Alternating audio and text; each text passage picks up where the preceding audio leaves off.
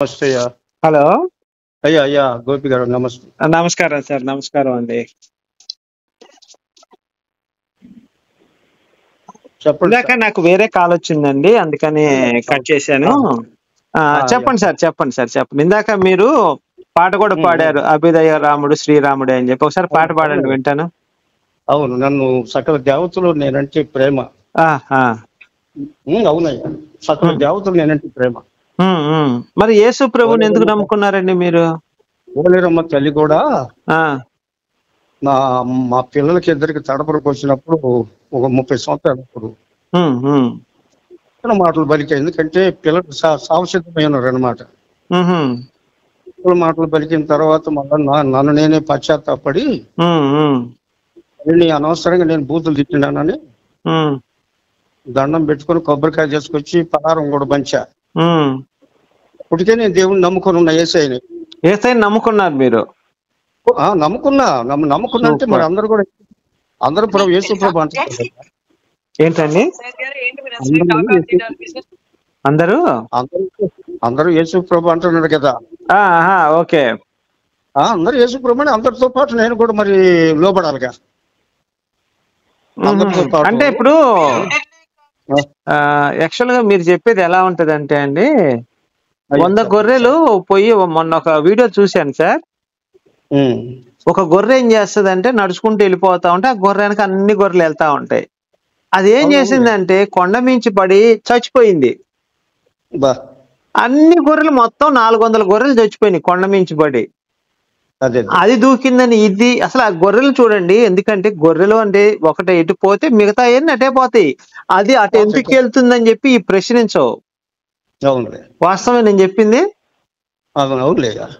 అది ఎందుకే అటు వెళ్తుందని వీళ్ళు ఎవరికి సంబంధం లేదు. అది ఎటు వెళ్తే మనం వెళ్దాం అటే. ఇప్పుడు మరి మీరు కూడా ఆ గొర్రెలు అటు వెళ్తున్నాయని చెప్పి మీరు వెళ్ళారా? నిజంగా యేసు ప్రభు దేవుడు అని చెప్పి మీరు విశ్వసించి ఆ మతంలోకి వెళ్ళారా? మేము చాలా పేదోళ్ళమయ్యా. పేదోళ్ళమైతే ఒక ఊరు మా అమ్మ మా నాయన సారాయి ఇద్దరు సారాయి దాకా కొట్టుకునేవాళ్ళు. మీ అమ్మ మీ నాన్నగారు ఇద్దరు సారాయి దాకా కొట్టుకునేవాళ్ళు. కొట్టుకుంటారు, నెమ్మది ఉండదు. మా అమ్మకి 14 కానుపులు. అవునవును, అప్పటి రోజులు అట్లనే ఉన్నారులేండి పూర్వం. కులానికేమో నేను మాదిగా. అయ్యా తమ్ముడు చెప్పేది వినయ్యా బాగా. నేను చిన్నప్పటి నుంచి భగవంతుడు అంటే నాకు మంచి ప్రీతి అయ్యా, ఎందుకు తెలియదు. నేను డప్పులు వాయిస్తా, తబలాలు వాయిస్తా, అన్ని వాద్యాలు అన్ని వాయిస్తా, క్లారినెట్ అన్ని కూడా సంగీతంలో మంచి నైపుణ్యత నాకు భగవంతుడు ఇచ్చాడు. మంచి కళాకారుని చేశాడు దేవుడు, మిమ్మల్ని చేశాడు దేవుడు. అయితే నేను నా జీవితం అంతా చాలా దరిద్రతతో నికృష్టమైనటువంటి దరిద్రుని. పైగా నేను పుట్టినప్పుడు కిరసనాలు కూడా లేదంట. కిరసనాలు లేదు, ఇంటికి అప్పు లేదు. అంటే ఏ సంవత్సరం అండి మీరు చెప్పేది? 70 లేకపోతే ఇంకా అంతకుముందు 60? 75 అయ్యా. 75. అప్పుడు తుఫాను కూడా వచ్చిందిలేండి, గాలివాన కూడా వచ్చింది 76లోనే. ఎప్పుడు 77 అనుకుంటా. అవును, అప్పుడు పుట్టలేదులేండి, నేను ఇంకా పుట్టలేదులేండి. నా జీవితం 75, నాకు వయసు ఇప్పుడు 70 జరుగుతుంది అనమాట. అయితే నేను ఇవన్నీ మేము పలకలు తప్పెట్లో వాయిస్తాం కదా స్వాములకి.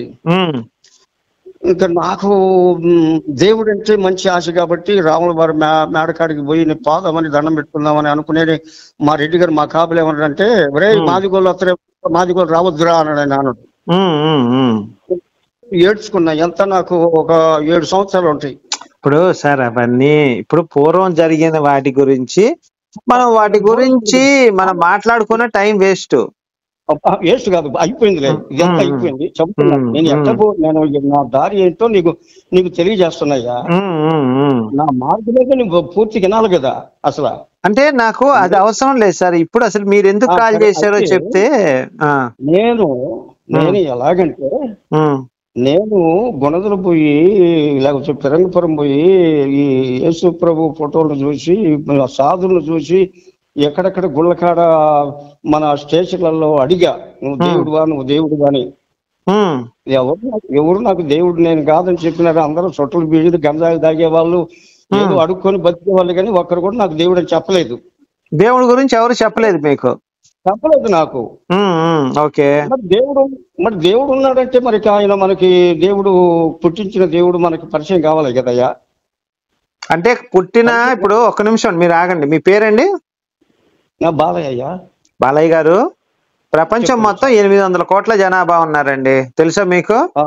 అంటే మీరు చెప్పే లెక్క ఏంటంటే సంవత్సరానికి కొన్ని వందల మంది, సంవత్సరానికి కొన్ని వందల మంది, కొన్ని లక్షల మంది చనిపోతున్నారు, పుడుతున్నారు, బతుకుతున్నారు. అంటే దేవుడు ఏం చేయాలంటే మీరు చెప్పినట్టు పొద్దున్నే లేచి ఎవడైతే పుడితే వాడి దగ్గరికి వెళ్ళి పరిచయం చేసుకొని చచ్చిపోయిన ఇవన్నీ దేవుడి పని అంటారా? నాకు తెలియక అడిగితే, దేవుడు అనేవాడు, ఒక నిమిషం నేను చెప్తాను. దేవుడు అనేవాడు ఏం చేస్తాడంటే ప్రతి మనిషి కూడా ఎలా బతకాలి, ఎలా తన కుటుంబాన్ని ఎలా చూసుకోవాలి, తల్లి అంటే ఏంది, తండ్రి అంటే అని చెప్పి మన గ్రంథ రూపంలో ఆయన జ్ఞానాన్ని మనకు ప్రసాదిస్తాడు.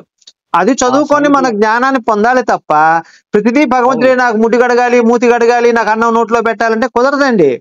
ఆయన పుస్తకాలు అనేక, ఒక నిమిషం నన్ను చెప్పండి, కంప్లీట్ అయిన తర్వాత. భగవంతుడు ఏం చేశాడంటే ఒక జ్ఞానం అనేది ఎప్పుడు ఒక పుస్తకంలో ఉండదు కాబట్టి మనకు అనేక గ్రంథాలు ఇచ్చాడు. దాంట్లో 64 కళలు ఇచ్చాడు. మీరు చెప్పిన వాయిద్యాలన్నీ కూడా ఆ 64 కళల్లో ఉన్నాయి. ఓకేనా? ఆ జ్ఞానాన్ని మీరు నేర్చుకున్నారు. భగవంతుడు ఆ దార అలా ఇస్తాడు తప్ప జ్ఞానాన్ని డైరెక్ట్ గా ప్రతి ఒక్కటి దగ్గరికి వచ్చి సోది చెప్పినట్టు చెప్పడు భగవంతుడు. అర్థం? మీరు చేసిన మిస్టేక్ ఏంటంటే జ్ఞానం కోసం వెతకకుండా, ఒక నిమిషం, మీరు జ్ఞానం కోసం వెతుక్కోకుండా దేవుడి కోసం వెతికారు. అది మిమ్మల్ని పిచ్చోళ్ళు అంటారు మా సమాజం దృష్టిలో. ఎందుకంటే నీకు జ్ఞానం వచ్చిన తర్వాత దేవుడు ఎవరో తెలుసుకోవాలి. నువ్వు దేవుడిని తెలుసుకొని జ్ఞానం తెలుసుకోవటం కాదు. ఇప్పుడు జ్ఞానము అయ్యా, జ్ఞానము సామెతల గ్రంథం అంతా చదివా. మీరు చదవలేదేమో. జ్ఞానము కొరకై ఆ జ్ఞానానుసారమైనటువంటి గ్రంథాన్ని మొట్టమొదటి నుంచి 31 అధ్యాయము సామెతల గ్రంథంలో ఉంది కదా. సార్ మీరు ఇప్పుడు బైబిల్ గురించి చెప్తున్నారా? మరి జ్ఞానం అంటే నాకు బైబిల్ గురించి ఐడియా లేదండి. ఒక పీటర్ పాస్టర్ గారు ఇప్పుడే నాకు కాల్ చేశాడు. ఆయన బైబిల్ గురించి బాగా తెలుసు. పీటర్ పాస్టర్ గారు ఉన్నారండి? అయ్యారు వందనాలు. అయ్యారు అయ్యా వందనాలు.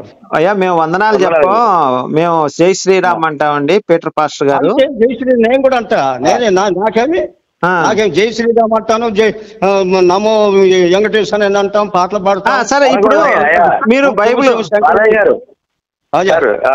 గుణపాల్ రాజు గారు, ఆయన పేరు ఏం పేరు?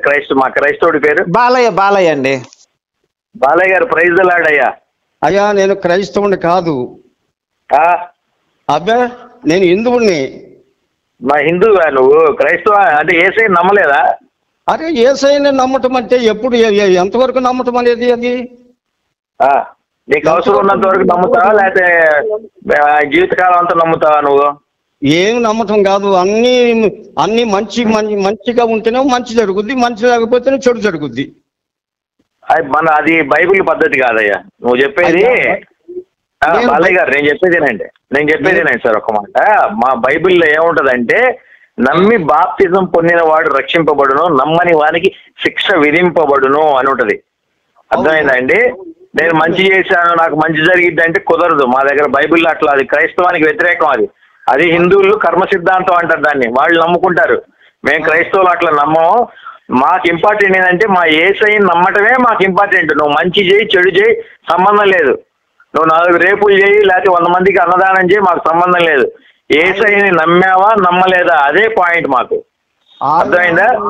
ఇప్పుడు బాలయ్య గారు ఏమంటాడంటే అండి, పీటర్ పాస్టర్ గారు, నేను అందరికీ మంచి చేస్తాను, అందరికి భోజనాలు పెడతాను, అన్ని గుళ్ళోకి వెళ్ళి ప్రసాదం తింటాను అంటే ఈయన ఒక సెక్యులర్ లాగా మాట్లాడుతుండే. క్రిస్టియానిటీ ఇది యాక్సెప్ట్ చేస్తాడు.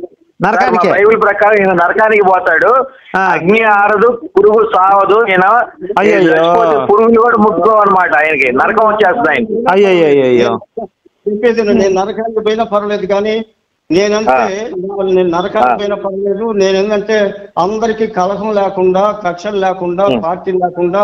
ఇప్పుడు మన హిందూ దేశంలో అనేకమైన గుళ్ళల్లో ఒకరంటే ఒకరికి పడతలేదు. ఇప్పుడు మన మాలవులు ఉండనుకోండి, మాలవులు మరి రామస్వామి మేడకి పోయి వాళ్ళు ఎంతో పూజ చేసుకుంటే మరి ఇంకొక కులము పలారం పెడితే తినకపోయేది. అది అంత నేను మాలాడినే బాబు, నేను మాలాడినే. నేను మరి బ్రాహ్మణ కాడికి పెడితే తినడా? బ్రాహ్మణులకి నువ్వు పలారం పెడితే తినడా? ఆయనది హోటల్ అండి, ఆయనది హోటల్ అండి. ఒక నిమిషం, ఈ పీటర్ పాస్టర్ గారిది హోటల్. మాల ఆయన ఆ గుడి దగ్గర ఇది పెట్టాడు, భోజన హోటల్ పెట్టాడు.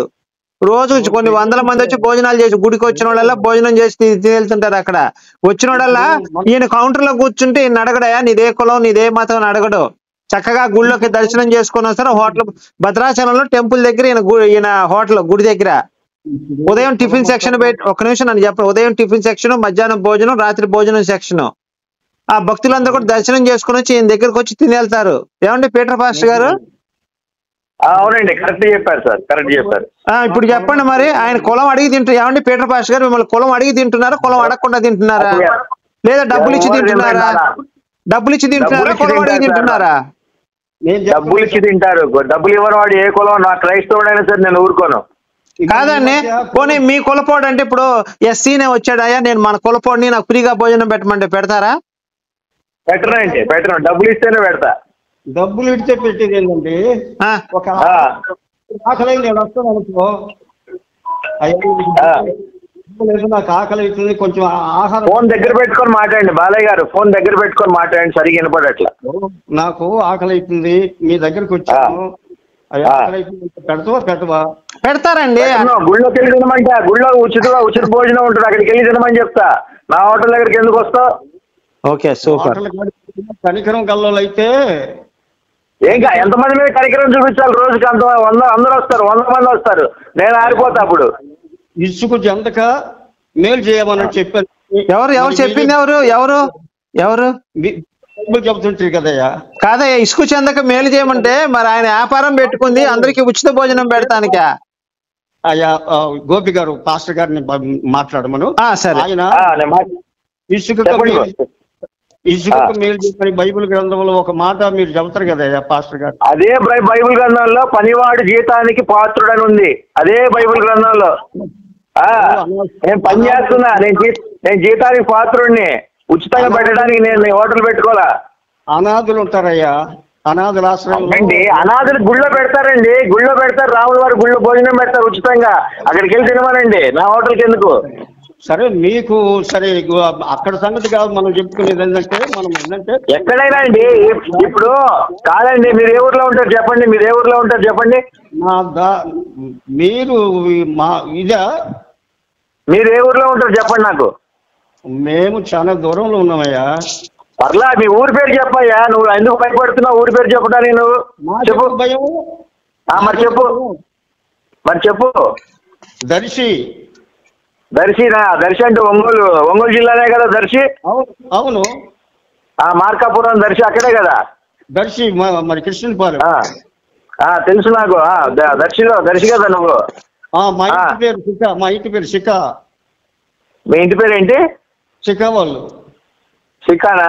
మా ఇంటి పేరు దాసరి, మేము దాసురాళ్ళం.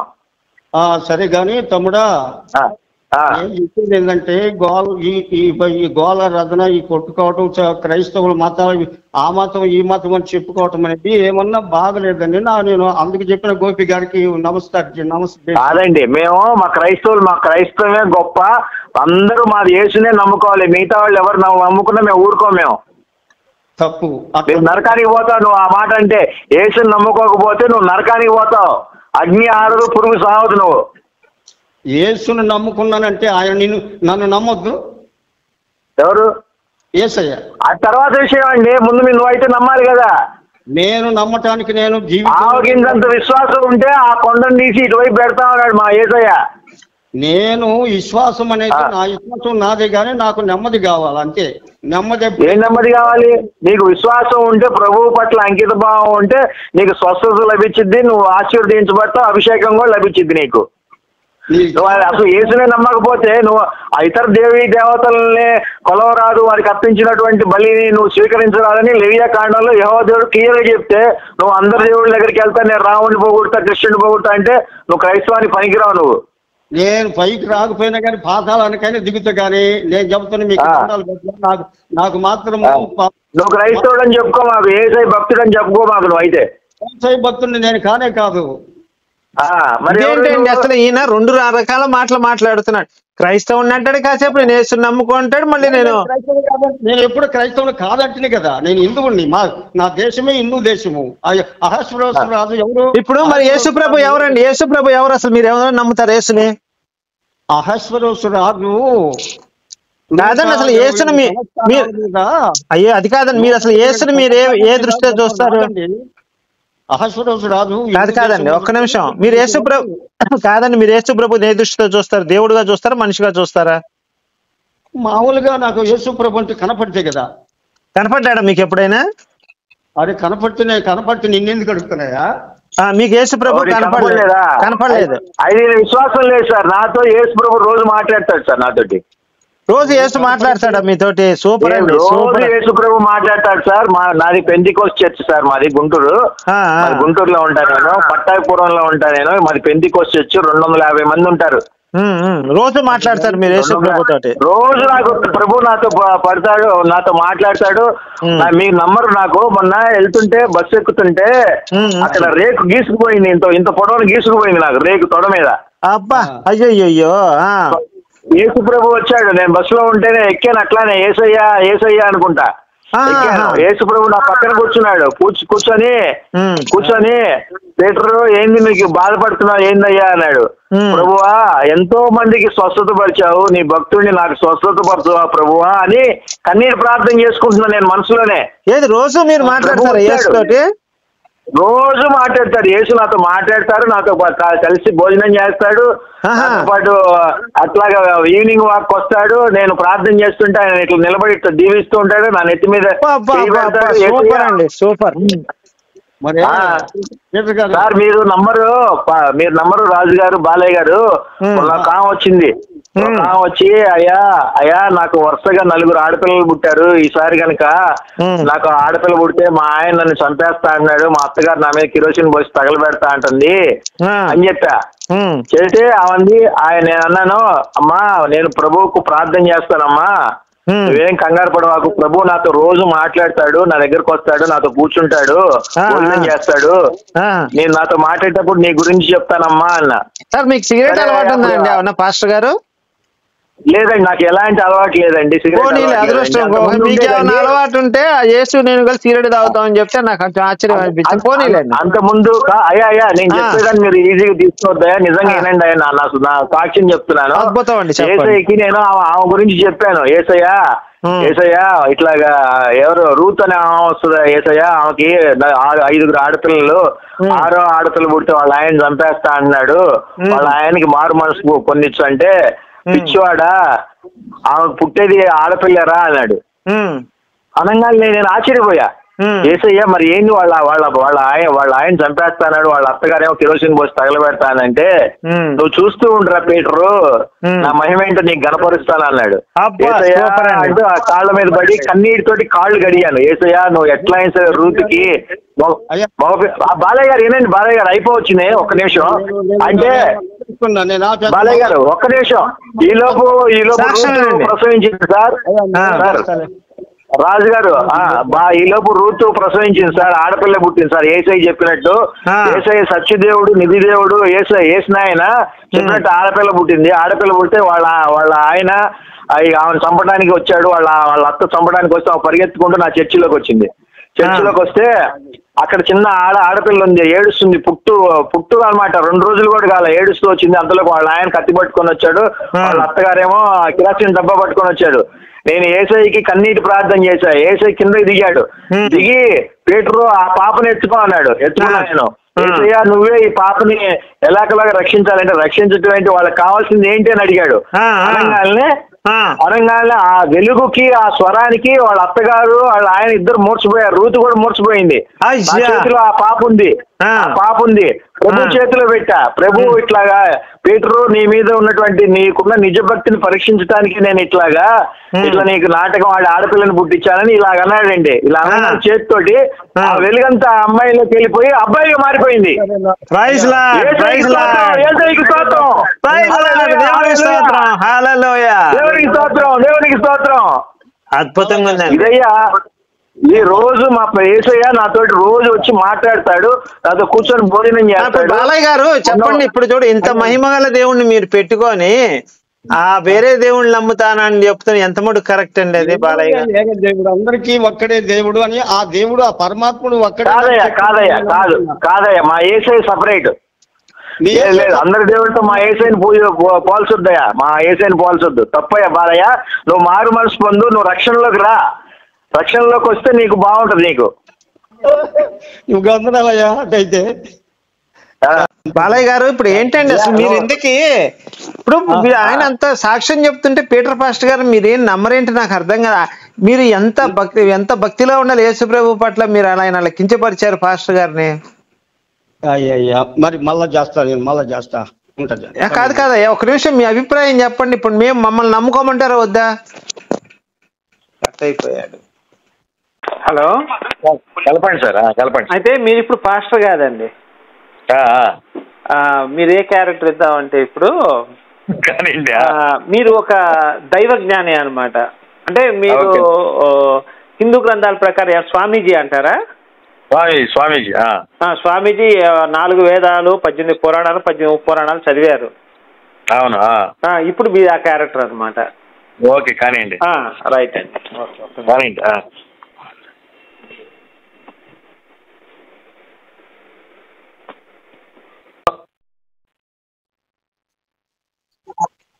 స్వామీజీ గారు నమస్కారం అండి.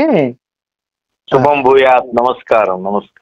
సార్ స్వామీజీ గారు మీరు 4 వేదాలు 108 ఉపనిషత్తులు 18 పురాణాలు 18 ఉపపురాణాలు చదివారని చెప్పారు స్వామీజీ గారు. మీరు నిజమేనా అది? నేను విన్నాను. నిజమేనండి. అయ్యా సరే.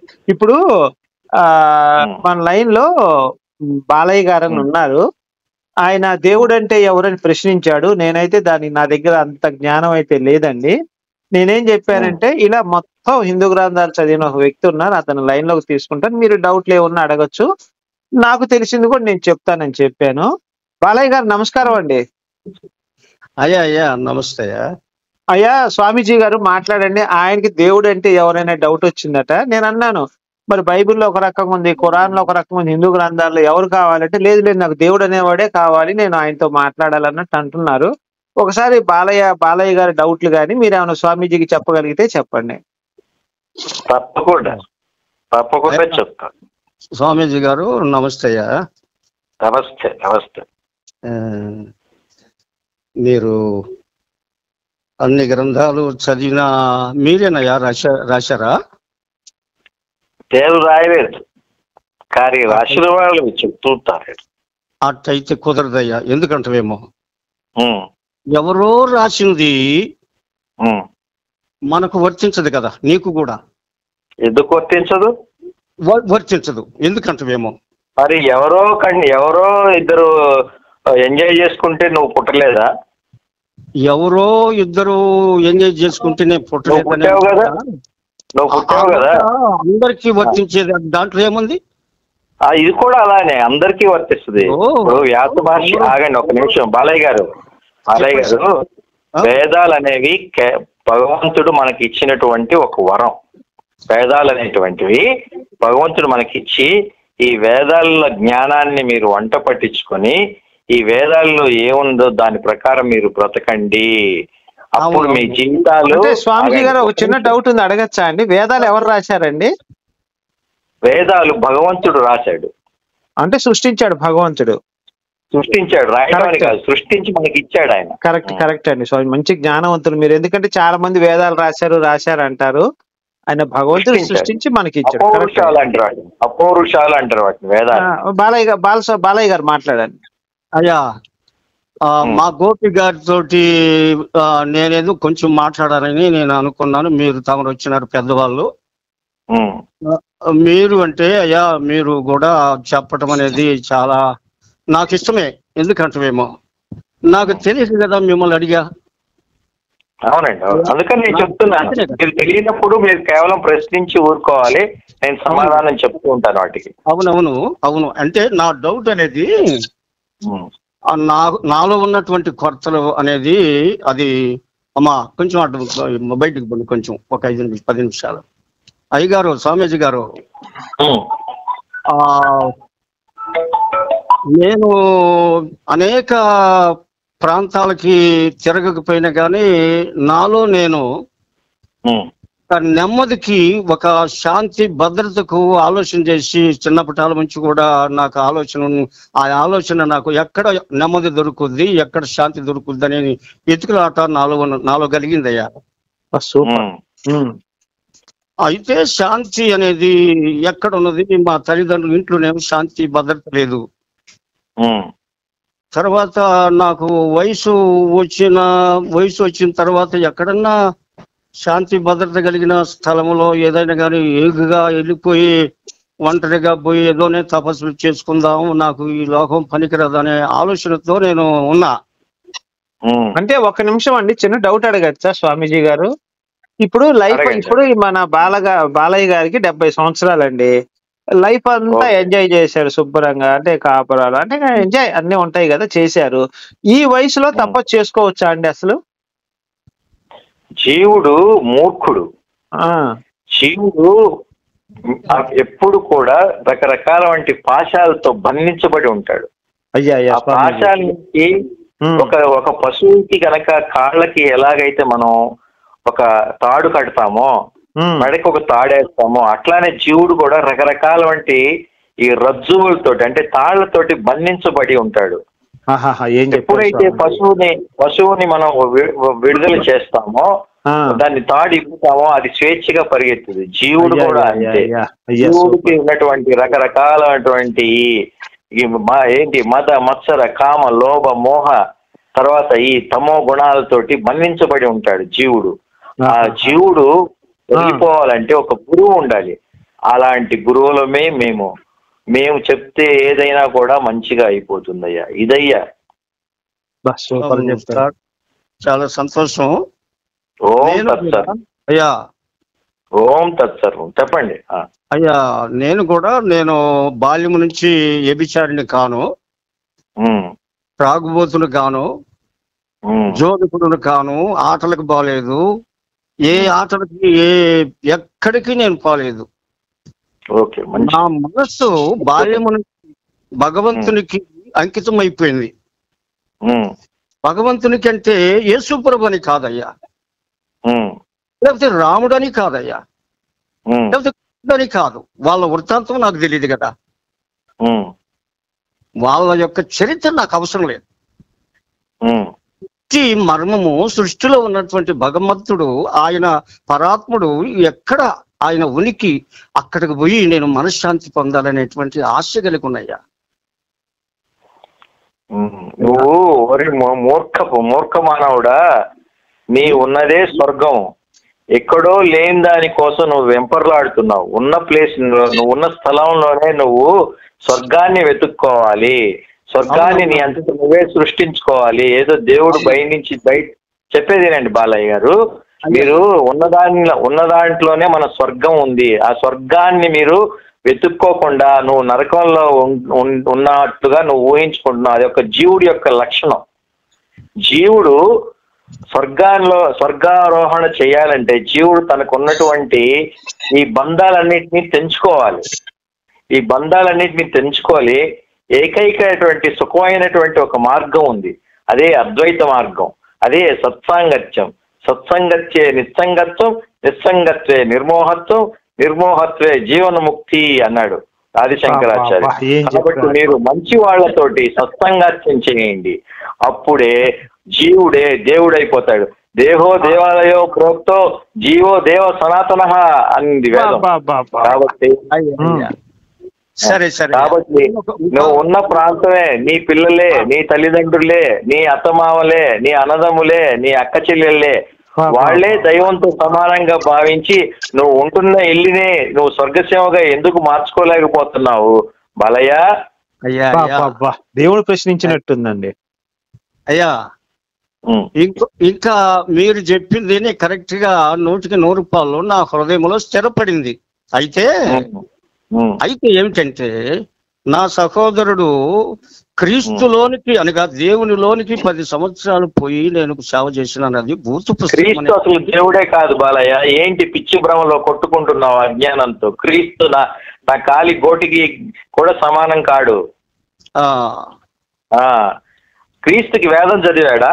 క్రీస్తు ఉపనిషత్తు చదివాడా? క్రీస్తు ఎవడు అసలు?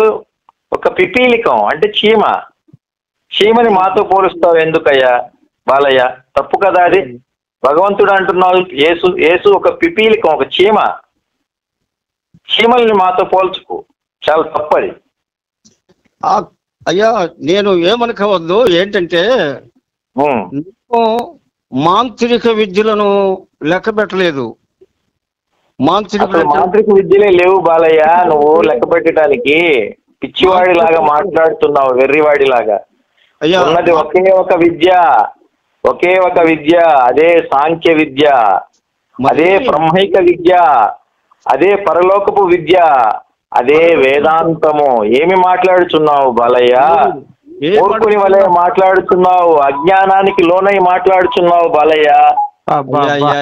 ఏమనుకోవద్దు, ఒక మాట, జ్ఞానము ఎక్కడ దొరుకుద్ది? అది జ్ఞాన గ్రంథం నాకు కావాలా? జ్ఞానం నీలోనే ఉంది, నువ్వు వెతకడం లేదు. జ్ఞానం అంటే అదేదో ఒక బాలయ్య మూర్ఖుడా వినుము, మూర్ఖ శిరోమణి విను. మూర్ఖ శిరోమణి, అజ్ఞానం చేత కొట్టుకొనుచున్నావు నువ్వు. అజ్ఞానంతో అంధకారుడై ఉన్నావు నువ్వు. అజ్ఞానాన్ని వదులు, నీవు చూపిస్తున్నాను. జ్ఞానాన్ని వదులు. గ్రంథాలు చదివినాను అన్నావు కదయ్యా, నువ్వు గ్రంథాలు చదివినన్నావు. ఇన్ని గ్రంథాలు చదివినప్పుడు నాలో ఉన్నదని చెప్పంటున్నా, నేను ఎట్లా నమ్మాలా? ఎలా? అదే నీకు అనుభవం అవ్వలేదు కదా. నీకు నువ్వు చెప్తాను, విను. మూర్ఖుడా విను, ఫస్ట్ వినుము. నువ్వు పరమ మూర్ఖుడు నువ్వు నన్నంటూ. అరే ఎరుపు లంజా కొడక,